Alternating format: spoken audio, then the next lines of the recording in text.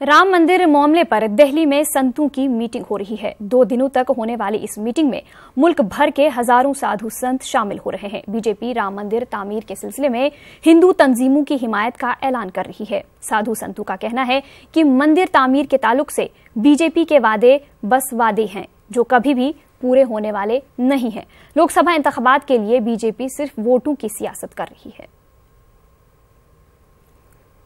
हम संघ, शिवसेना, करोड़ों राम भक्त जो सोचते हैं उससे अलग थोड़ी न हैं।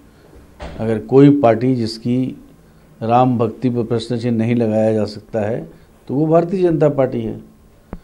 पालनपुर में जो रेजोल्यूशन पास हुआ था 1989 में 89 में, और उसके बाद आपको पता है कि बीजेपी कमिटेड है कि बड़ा भव्य राम मंदिर बनना चाहिए।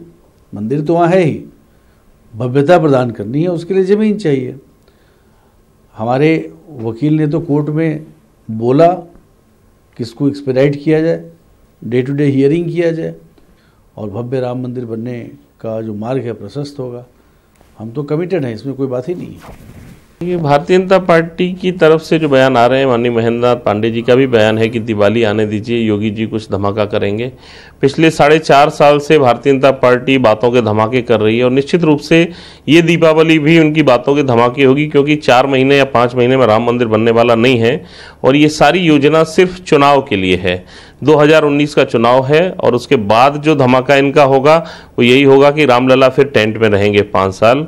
ये बहुत ही दुर्भाग्य है। कुछ नहीं होने वाला है, माहौल बनाया जा रहा है 2019 के लिए। भारतीय जनता पार्टी राम मंदिर बनवाने वाली नहीं है। देखिए, न्यायालय जो है वो इस देश में किसी की भावना के अनुसार कोई फैसला नहीं सुनाता है।